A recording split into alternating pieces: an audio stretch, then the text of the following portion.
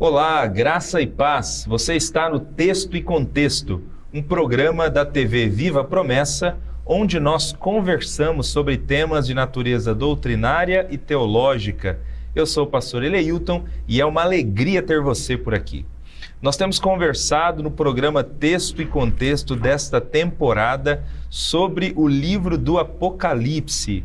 Nós decidimos abraçar um desafio aqui, que é o desafio de ler todo esse livro nos programas Texto e Contexto. E estamos fazendo isso, chegamos no programa de hoje no capítulo 5 do livro do Apocalipse, onde João tem a visão de um livro bem selado com 7 selos. E nós gostaríamos de convidar você então para embarcar com a gente nesse estudo de hoje, refletindo sobre o significado da visão que ele apresenta nesse capítulo 5. Bom, antes de nós apresentarmos os nossos convidados e efetivamente iniciarmos o nosso estudo, eu queria pedir para você, como sempre nós fazemos aqui no início dos nossos programas, compartilhar o link desse programa.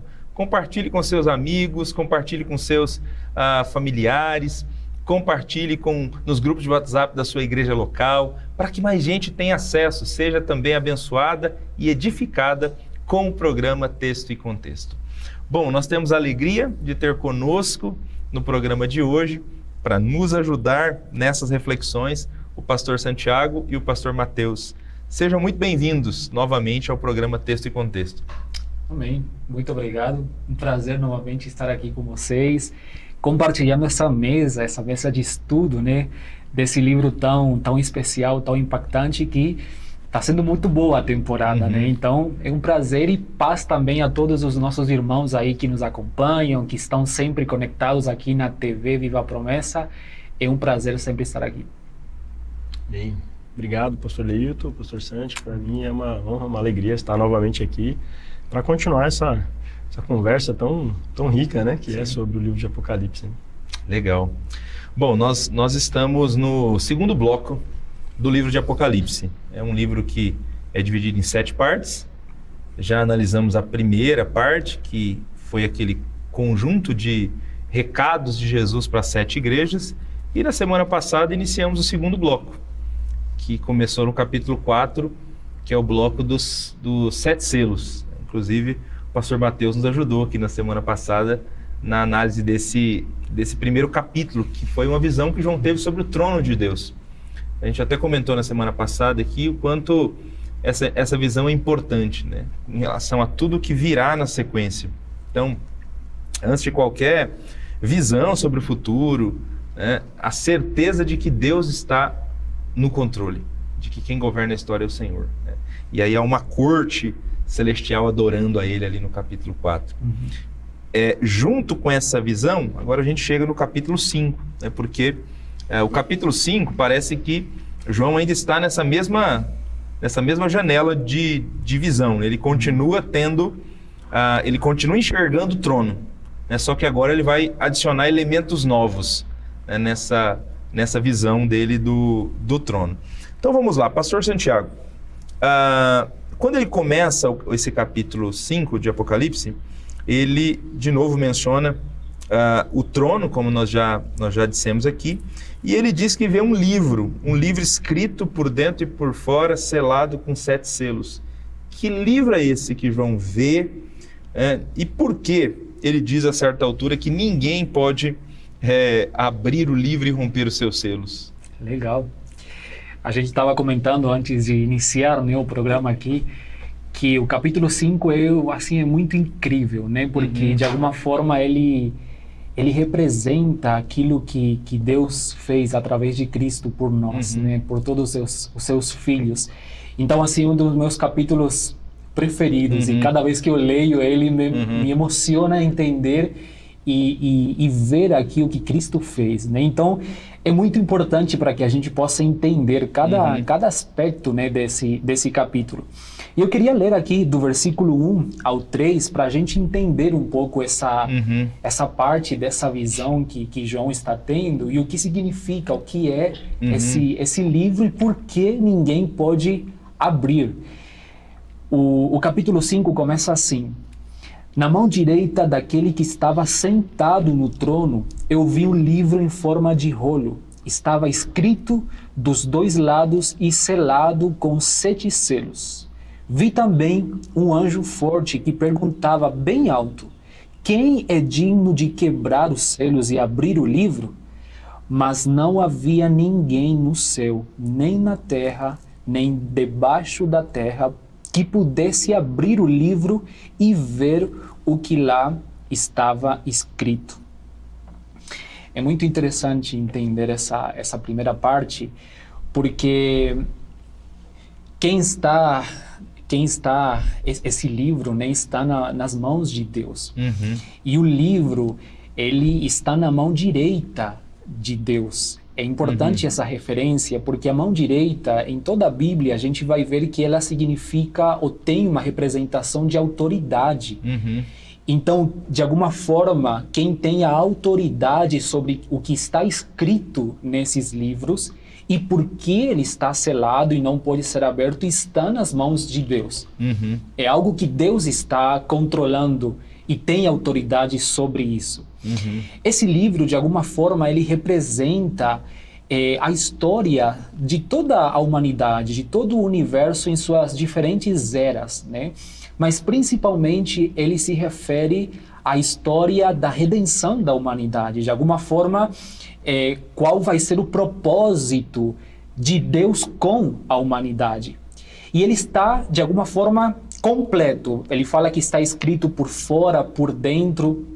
Não há espaço mais para escrever, para adicionar alguma coisa nesse livro. De alguma forma está completo. Por isso também ele está selado com 7 selos.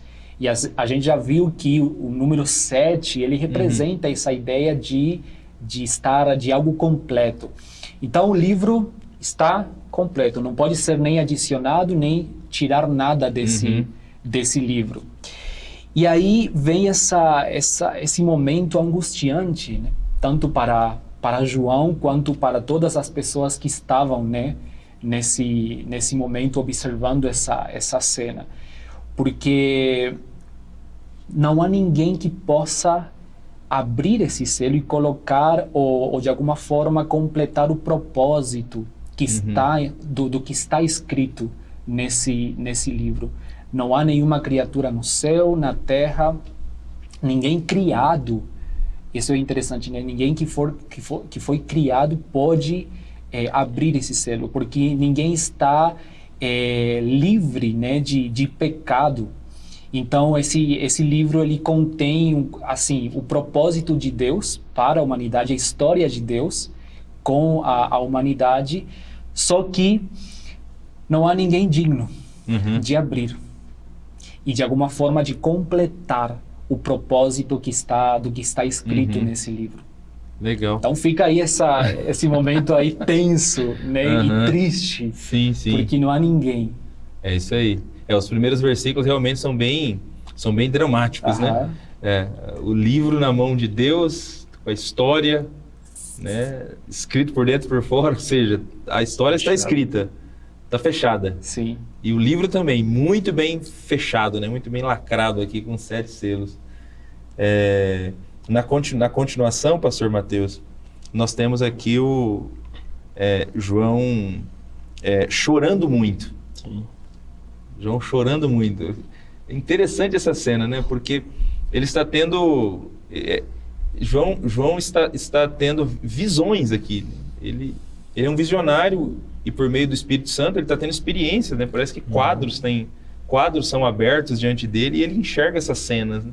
E aí eu fico tentando imaginar essa cena aqui agora, né? Ele enxergando o livro e aí ele olhando para a cena e chorando, né?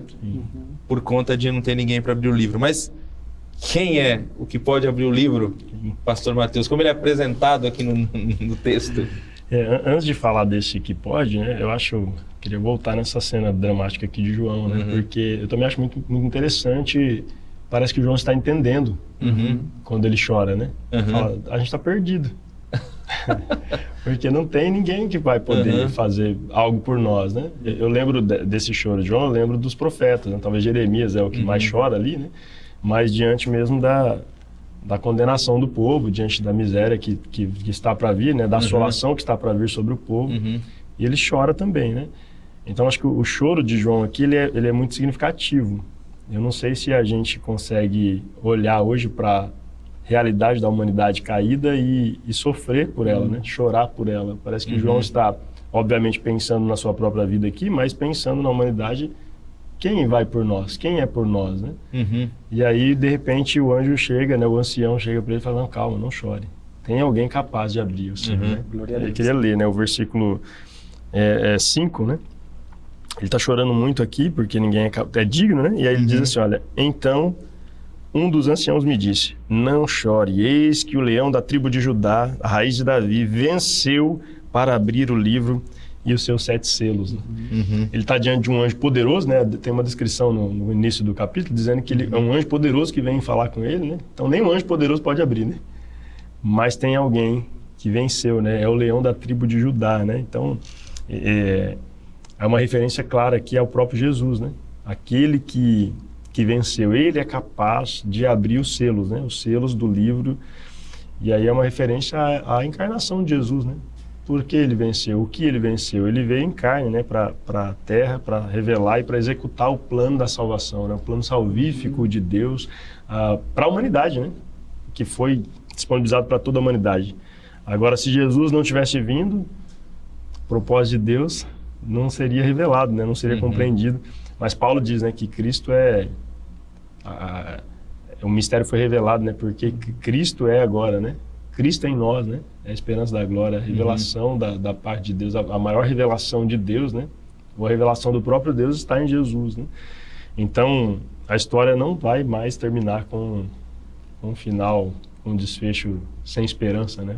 O desfecho da nossa história, ela sem Cristo seria infeliz, né? Mas agora com Cristo a gente tem esperança, a gente tem felicidade.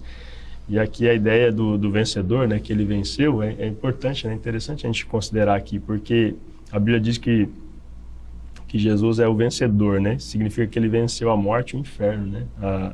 As primícias dos mortos, né? E o rei que subiu ao céu e agora está assentado à mão direita de Deus, né?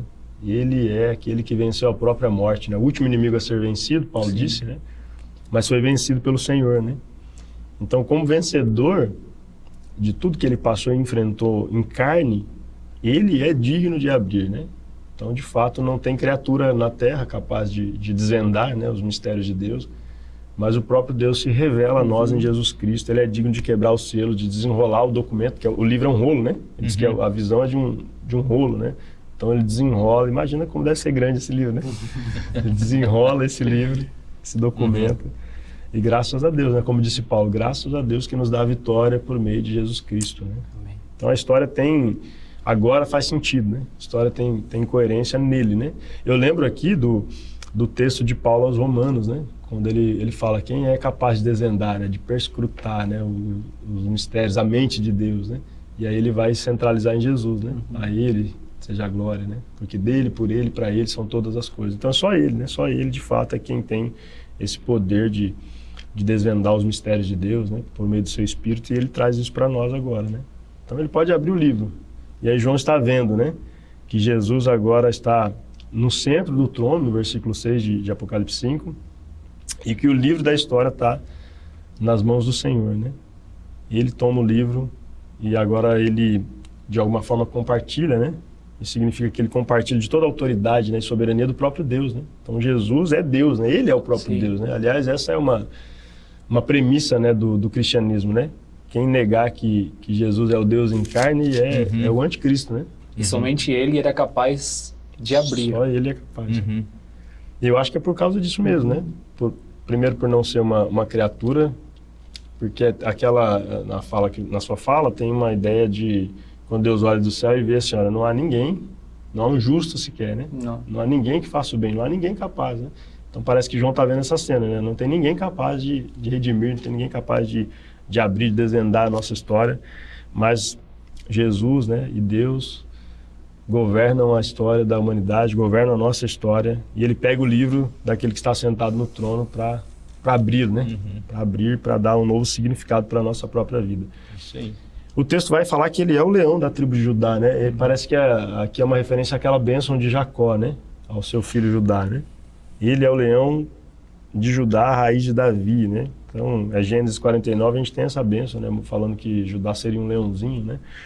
Mas a ideia aqui de alguém que tem força mesmo, né? No caso de Jesus, a força para governar, que ele queria governar, né? E a raiz de Davi, que também é uma expressão ligada aqui a todos os livros proféticos, né? Todas as profecias falando da descendência de Israel, né? Aponta para o descendente de Davi, né? Que viria, nasceria, que seria o rei dos reis, né? A descrição depois, inclusive, de Apocalipse vai nessa linha, né? Ele é o rei dos reis, né? Uhum. Ele é maior que Davi, né? Inclusive. Então, ele é da raiz de Davi, porque vem ligado aí, né? A essa profecia, né? Ou a estas profecias do Messias descendente do rei. E é o rei que vem para governar com um braço forte, né? E com um braço de justiça, né? Com cetro de justiça e equidade, né? Uhum. Muito bom, muito bom. O leão da tribo de Judá, a raiz de Davi, ele compartilha então da autoridade. A Santi falou no início aqui que o fato do rolo estar do livro, né? Estar na mão direita de Deus é porque Deus tem autoridade sobre a história. E agora você comentou que a raiz de Davi, o Senhor Jesus Cristo, ele pega esse livro, né? Então ele também tem autoridade. Na verdade, a história só faz sentido nele, né? O ápice da história, né? Toda a história só pode ser entendida a partir de Cristo mesmo, né? O nosso Senhor. Bom, mas nesse capítulo aqui, Pastor Santiago, tem um detalhe interessante, porque Jesus é apresentado de maneira tão majestosa. O pastor Mateus mesmo terminou falando aqui de Jesus como a raiz de Davi, né? O leão da tribo de Judá e a raiz de Davi que venceu. Então são títulos imponentes, né, para Cristo. Mas aí no versículo 6, ele é apresentado como um cordeiro, né? Por que ele é apresentado como um cordeiro aqui, né? Por que é importante essa menção de Jesus ainda aqui como um cordeiro em Apocalipse 5? Legal. O versículo, né, o 6, ele vai descrever esse cordeiro. Ele fala assim: Então vi um cordeiro de pé no meio do trono, rodeado pelos 4 seres vivos e pelos líderes, os 12 anciãos, né? Anciãos. Parecia que o cordeiro havia sido oferecido em sacrifício. Ele tinha 7 chifres e 7 olhos, que são os 7 espíritos de Deus que foram enviados ao mundo inteiro. Eu estava, faz umas semanas atrás, eu estava lendo um livro, para falar um pouco sobre como Jesus, ele de alguma forma resgata, ele nos retorna de novo à intimidade com Deus, nesse plano que a gente está comentando aqui, como através dele nós conseguimos voltar para Deus. E tinha uma frase que ele comentava o seguinte: desde o começo da história, na Bíblia, nós vemos, de alguma forma, o plano de Deus. A história, ela vai acontecendo e o plano de Deus vai se revelando aos poucos. Só que chega um ponto que assim, esse retorno ainda continua fechado. As pessoas não conseguem voltar ainda para Deus, não conseguem voltar a essa intimidade, não conseguem ter a redenção, a salvação de forma completa, o Espírito Santo dentro das pessoas. E ele fala assim: e há um silêncio de 400 anos ainda. Você vê todo o começo da história e ainda tem uns 400 anos aí de silêncio, e que parecia que não tem uma resposta de Deus em relação a essa necessidade que temos de voltar para Ele, ser salvos, ser redimidos e tudo que a gente conhece do plano de salvação. Só que aí o autor fala assim, que há uma voz que fala depois de 400 anos, e é Cristo Jesus, anunciando que é Ele quem nos retorna, é Ele que nos volta de novo a essa intimidade, a essa redenção, e essa possibilidade de fazer parte dessa história de redenção da humanidade. Só que isso é feito através do sacrifício dele. Isso é feito através do que ele fez na cruz. Então, dentro dessa cena que de alguma forma revela esse plano, né, e vai sendo revelado quem é digno de abrir esse livro, aparece a cena aí do cordeiro. E aqui João vê que parece que esse cordeiro foi sacrificado, foi morto. E ele está agora diante aí no trono. Então, assim, esse versículo, ele nos chama a atenção que essa vitória, essa autoridade que Jesus conquistou foi feita por meio da sua morte na cruz. Ele vence os inimigos e ele vence a morte como os últimos dos inimigos por conta do sacrifício que ele fez. Então a gente vê nessa revelação que o sacrifício de Cristo é o meio pelo qual Jesus ele alcança essa vitória. Então a gente vê aí esse cordeiro fazendo referência, né, a todos os sacrifícios feitos desde o início lá na história bíblica. Nós temos aí o último cordeiro sacrificado uma vez por tudo sempre. Sim. E que venceu. Esse cordeiro ele foi sacrificado, ele ressuscitou e ele venceu a morte, ele venceu os inimigos.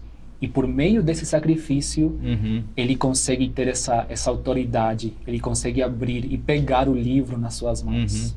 Legal.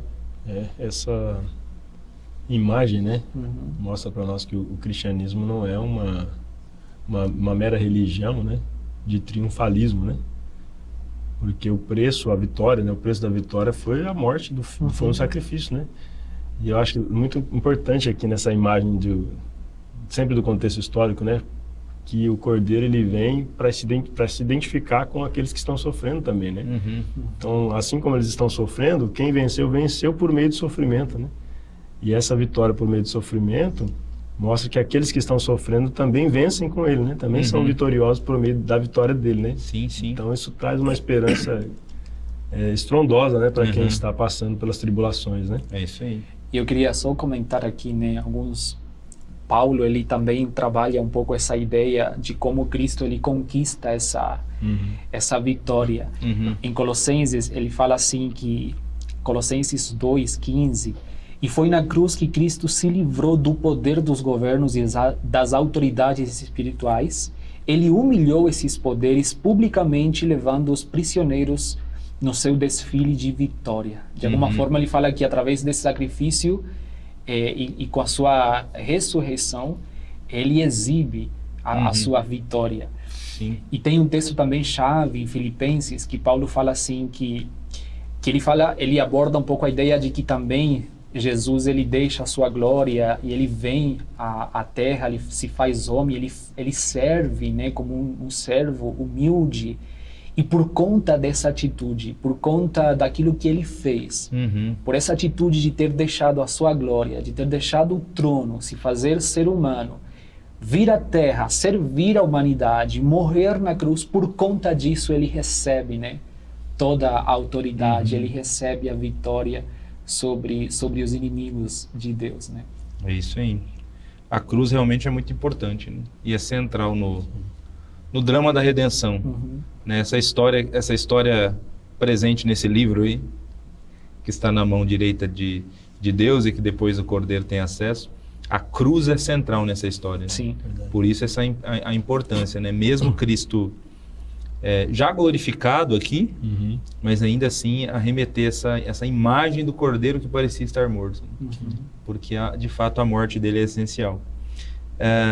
Mas pastor Mateus, nesse mesmo versículo, nós temos dito também, além de dizer que ele Jesus ser comparado aqui a um cordeiro, o texto diz também que esse cordeiro ele tem 7 chifres, 7 olhos, que são 7 espíritos. O que significa essas 3 imagens que nós temos aqui nesse trecho? Sim. Parece que João está enxergando, né, e talvez querendo transmitir também, ou identificando essas imagens com atributos divinos, né, atributos de Deus, né. Então o chifre em Apocalipse é muito comum a gente ver ele sendo designado como um símbolo de poder, né. E são 7 porque o número 7, especialmente em Apocalipse, é aquele número de completude, né, de plenitude. Então é uma referência clara a Deus, né. Quem tem 7 chifres?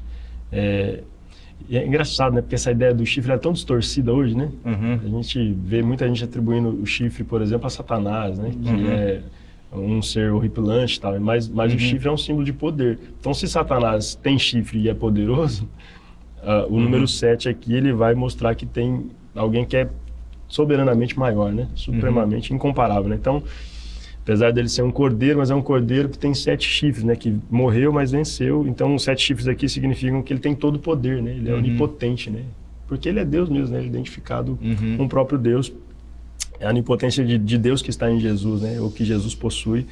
Os 7 olhos é bem provável que seja uma referência à sua onisciência, né? Aquele que vê todas as coisas, aquele que sabe de todas as coisas, né? Ele vê além do que os olhos humanos podem enxergar, né? Ele vê tudo, né? E aqui os 7 olhos, eles também são identificados com os 7 espíritos, e que a Bíblia diz que, o texto vai dizer que eles são enviados por toda a terra, né? E os 7 espíritos, a gente já viu isso, né? É uma referência ao próprio Espírito de Deus, né? Mas o Espírito de Deus está em todos os lugares, né? Lembro aqui do Salmo 139, né? Para onde poderia fugir eu do teu Espírito, né? Então não tem lugar onde o Espírito de Deus não esteja, né? A gente pode estar passando por mais profundo abismo, mas o Senhor está ali com a gente, né? Nos consolando. Ele é o Consolador, né? Enviado por Jesus, inclusive, para nos ajudar a chegar até o final da nossa jornada, né? Então não é a primeira vez que aparece, né? Em Apocalipse a gente tem isso uma referência lá no capítulo 1, né? No capítulo 3, e agora aqui, para mostrar para a gente que o Espírito Santo de Deus, de fato, é o Espírito de Cristo, né? Que Paulo fala, né? Que está com o povo de Cristo, né? Com o povo de Deus. Então, em toda a sua sabedoria, em toda a sua plenitude, o Espírito Santo está sendo descrito aqui como Jesus, né? Parece que foi Jesus mesmo quem enviou o Espírito para a Terra, né?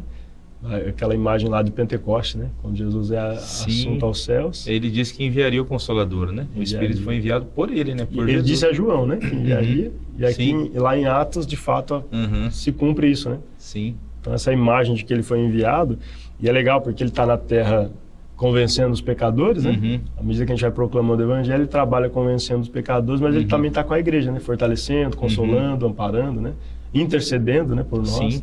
Então, o Espírito Santo é uma imagem aqui, né? Uma representação também do próprio Deus, mas muito importante para o avanço da igreja, para o triunfo da igreja, né? Sim. Então, Jesus age por meio dele em toda a terra, né? Inclusive os dons, né? Que ele distribui aos líderes da igreja é por meio do Espírito, né? Então, esse texto mostra o perfeito relacionamento que existe entre Jesus e o Espírito Santo e como o povo de Deus pode enxergar a presença de Deus, né? Pelo Espírito Santo no meio da igreja e no mundo, né? De uma forma geral. Né? É isso. O Senhor Jesus, antes dele voltar para o céu, ele disse que estaria conosco todos os dias até a consumação do século. Sim. A presença dele em nós é real por conta do Espírito que foi enviado. Então, como Jesus está presente com todos nós, né? Por meio do Espírito Santo. Que é até chamado, às vezes, no Novo Testamento de Espírito de Cristo, né? Só que é uma referência ao Espírito Santo. Então é isso. Verdade. O Cristo que venceu por meio de sua morte é todo poderoso, tem todo conhecimento e está presente em todos os lugares por meio do Espírito Santo. Né? Pastor Santiago, na sequência aqui do capítulo 5 do Apocalipse, tem um detalhe aqui curioso, porque parece que o grande propósito do capítulo aqui é apresentar esse livro bem selado e dizer quem tem controle sobre ele. Né? Nós já vimos que começa com o Pai, depois o Cordeiro, ele toma esse livro, né? Sim. Da mão do que está sentado sobre o trono, porque realmente a história faz sentido em Jesus. Só que o texto vai se desenrolando e aí a gente chega aqui no versículo 8, e o versículo 8 menciona que logo que Jesus pega o livro, os 4 seres viventes e os 24 anciãos se prostram diante do Cordeiro. Aqui é curioso, porque continua usando a imagem do Cordeiro. Não volta do leão da tribo de Judá, não. Continua com a do Cordeiro, né? Verdade. Não voltou com o leão, não. Tendo cada um deles uma harpa e taças de ouro cheias de incenso, que são as orações dos santos. Esse aqui eu queria chamar a atenção, ó. Taças de ouro cheias de incenso, que são as orações dos santos. De alguma maneira, a gente pode dizer que tudo o que vai acontecer no Apocalipse, todas as questões relacionadas ao final dos tempos e até a consumação, de alguma maneira, isso é um tipo de resposta de Deus à oração do seu povo? Sim.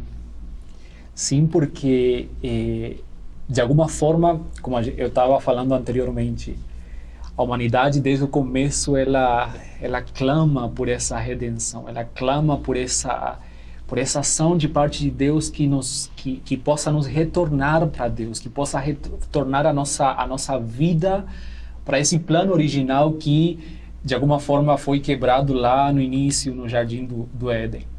Então essas orações que estão nesse trono são essas orações, esse clamor que pedem para que o reino de Deus possa se estabelecer e que de alguma forma possa se cumprir essa redenção.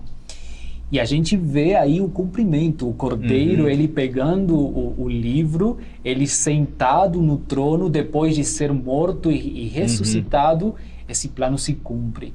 As pessoas elas podem voltar, os santos eles têm agora a promessa da vida eterna, eles têm a promessa de voltar a esse plano original, eles têm o Espírito Santo morando em eles, que já é essa garantia dessa eternidade. Então, é justamente esse cumprimento dessas orações de clamor.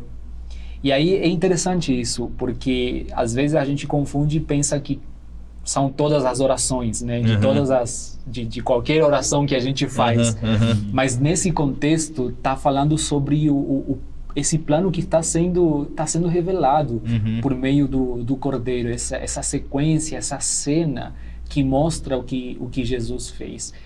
E isso faz com que todos os que estão aí, eles se postrem em louvor, em adoração a Deus, a Jesus.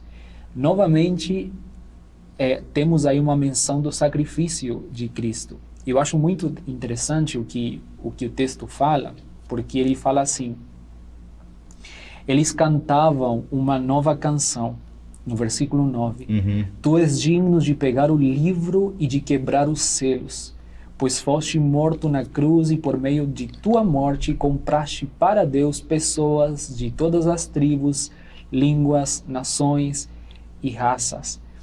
Para mim, essa menção aqui que ele faz, que por meio da cruz ele comprou pessoas de todas as tribos, de todas as línguas e de todas as nações e raças, novamente vem a afirmar que o sacrifício de Cristo tem essa abrangência universal, para todos, não é só para um povo específico, senão que ele afirma que esse sacrifício tem poder de alcançar a todas as nações, todas as tribos, todas as línguas.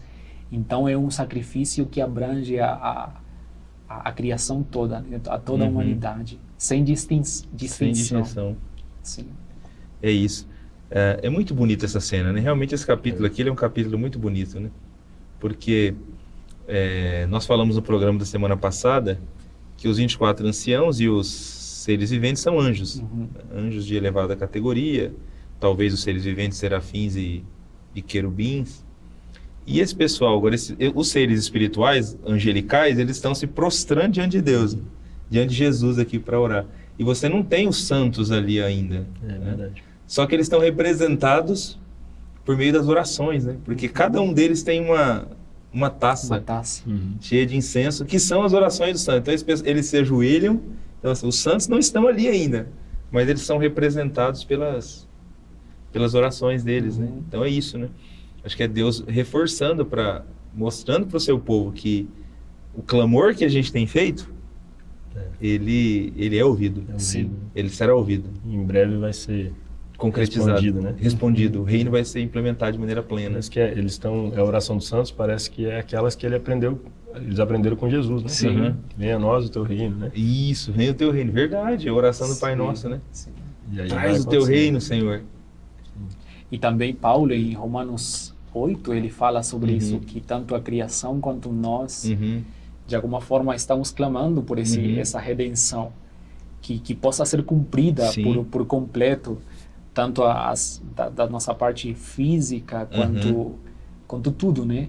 Então, essa oração, essas orações, elas são ouvidas. É isso. Nós estamos na expectativa, né, desse cumprimento e vamos continuar orando para engrossar essa taça cheia de incenso. Nossa oração precisa estar lá, né? É isso aí. Será que ela está lá? É isso aí. Eu sei que está em casa, reflita aí. Quanto você tem contribuído para encher essa taça aí com essa oração pelo estabelecimento do reino de Deus, né? Às vezes a gente ora tanto por coisas materiais, né? A gente pede tanta coisa para nós mesmos, né? E oramos tão pouco para que Deus faça justiça, para que o reino venha, para que Cristo venha, né? Mas enfim. Pastor Mateus, finalizando aqui o capítulo 5, né? Na parte final do capítulo, nós temos uma adoração, né? Um louvor feito aqui ao Cordeiro.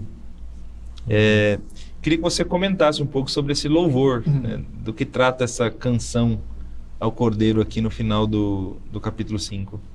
Sim. Ele continua, né? O louvor, na verdade, finaliza o capítulo aqui adorando a Deus, né? E aí no versículo 10 a gente vê essa parte da adoração dizendo que os pecadores salvos aqui por Jesus, né? Ele fez desses pecadores agora um reino, né? O reino de Deus é composto pelos cristãos, né? Que foram alcançados pela graça, né? Pela redenção de Jesus. E diz que agora é um reino e sacerdotes, né? Parece muito com aquela fala lá de Moisés, né? E de Pedro, né? Depois pegando essa mensagem de Êxodo aqui para a igreja, né? Nós somos a nação santa, né? O povo sacerdócio real, né? Então essa ideia aqui, né? Do reino, dos sacerdotes, elas se repetem aqui e aí o texto diz que eles reinarão sobre a terra, né? Por isso ele é digno de louvor. Quem fez isso ser uma possibilidade, ser uma realidade, foi o próprio Cristo, né? E aí o próprio Espírito que veio trazer essa verdade para o nosso coração. Então Cristo é adorado aqui pela sua grandeza. A grandeza de Jesus, ela é também, enquanto a imagem é de um cordeiro, mas esse cordeiro aqui não é um cordeiro comum, né? Não é um cordeiro como o do Antigo Testamento, né?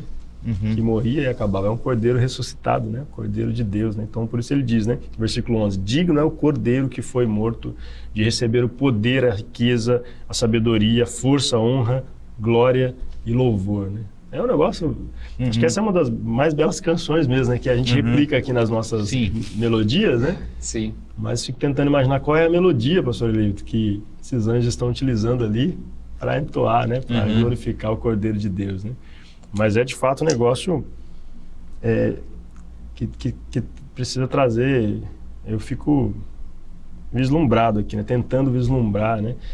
E aí ele vai terminar aqui, né? Nos versículos 13 e 14, mostrando para a gente que todas as criaturas estão reunidas para adorar o Cordeiro pelos séculos dos séculos, né? Então, todos agora se reúnem em uma só voz para adorar o Senhor, porque Ele merece, Ele é merecedor de toda a glória, de todo louvor, né?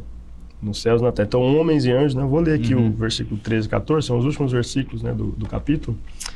Ele diz assim, olha, depois ouvi todas as criaturas existentes no céu, na terra, debaixo da terra e no mar, e tudo que neles há que diziam, àquele que está sentado no trono e ao Cordeiro, sejam o louvor, a honra, a glória e o poder para todos sempre.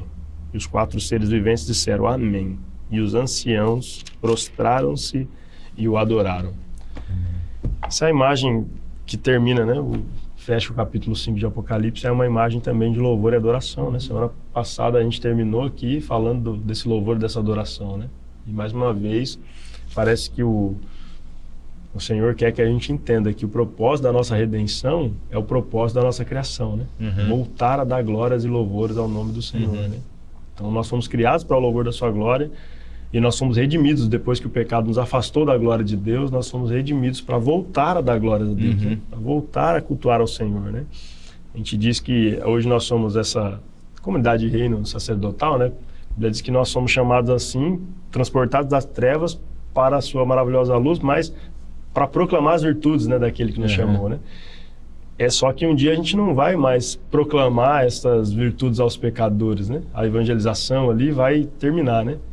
mas a adoração, né? E a exaltação das virtudes vão continuar ecoando por toda a eternidade, né? Porque nós estaremos lá para isso, né? Para celebrar a Deus, né? Exatamente. Então ele está sentado no trono, aquele que governa o universo com toda a sua glória, todo o seu resplendor, toda a sua majestade e poder.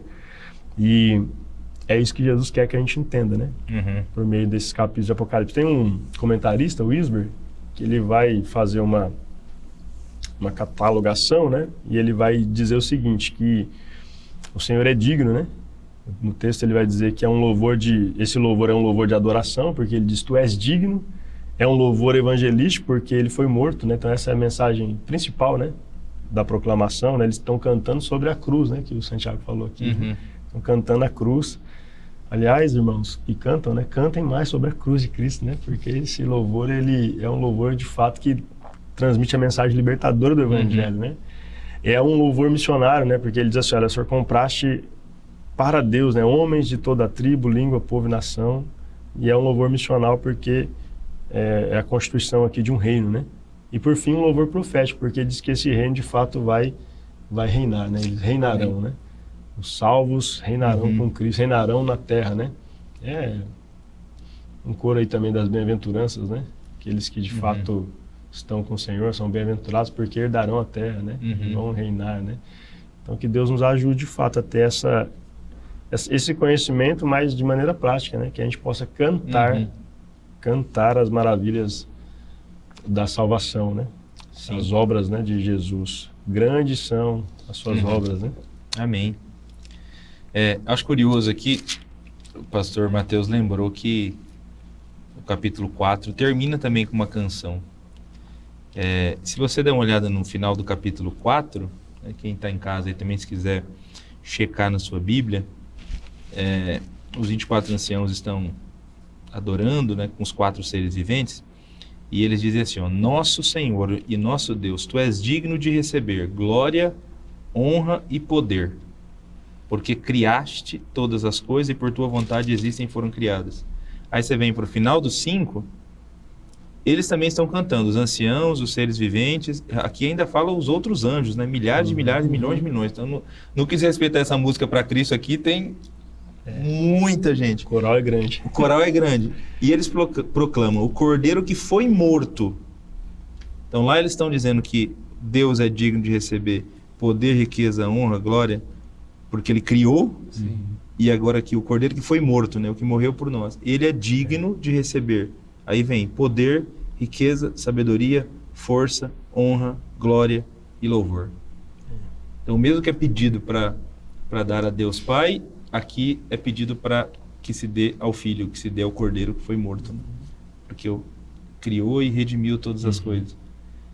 Eu estou ressaltando isso aqui porque eu fico impressionado assim, com como que existem pessoas que têm a capacidade de ler o capítulo 4 de Apocalipse e o capítulo 5 e chegar à conclusão de que esse ser do capítulo 5 é alguma coisa menos que Deus. Que Deus. Que 100% Deus, que plenamente Deus, que divino. Está sendo adorado, né? Como que pode? Esse aqui... Deus compartilha de alguma forma a sua honra, a sua glória com alguém... Isso, com alguém menor. Uhum. Não faz nenhum sentido, né? É verdade. Tem gente que bate na sua casa aí toda semana para defender que Jesus não é Deus, ou que é um Deus menor. Então, assim, não faz nenhum sentido. Ele é Deus, né? E esse capítulo termina de maneira extraordinária, louvando a Ele. Tem a mesma autoridade, né? Do que o que está sentado no trono para pegar o livro da mão dele. Né? É igual ele, né? É igual, exatamente.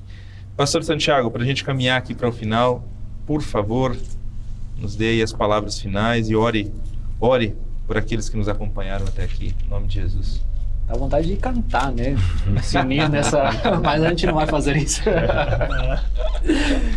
Mas vamos orar e enaltecer o nome de Jesus. Amém.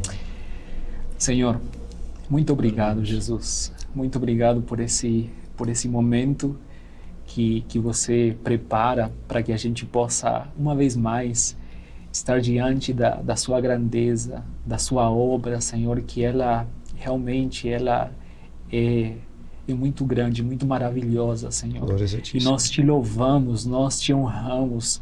Nós também somos parte, Senhor, desses seres que louvam e engrandecem o teu nome, Senhor, porque você foi sacrificado, Senhor, você morreu na cruz, mas você ressuscitou e nos deu a nova vida, deu vida eterna, Senhor. Isso é motivo, Senhor, de louvor, esse é o motivo de adoração, Senhor. E nós realmente nos prostramos também diante da Tua presença para reconhecer a Tua autoridade, reconhecer, Senhor, que você é dono, Criador de todas as coisas, Senhor. O nosso Salvador, aquele que nos redimiu, Senhor, merecedor de toda a honra e glória. E oramos para que cada pessoa que esteja assistindo esse programa, que foi também impactado por esse capítulo, Senhor, ele também possa se render em adoração, que ele também possa, Senhor, te adorar, expressar palavras de adoração para aquele que merece toda a glória e honra, Jesus. Que essa mensagem que foi comunicada aqui nesse programa também possa alcançar vidas que ainda não se renderam a Ti, Jesus. Porque cremos que esse Evangelho ele é poderoso para salvar, para transformar e unir as pessoas a esse louvor, Senhor. Te amamos e te honramos. Em nome de Jesus. Amém, Senhor. Amém. Obrigado, meus amigos, irmãos em Cristo, por essa ajuda, mais uma vez no programa Texto e Contexto. Obrigado a você que nos acompanhou até aqui. Nós estamos chegando ao final do programa Texto e Contexto de hoje.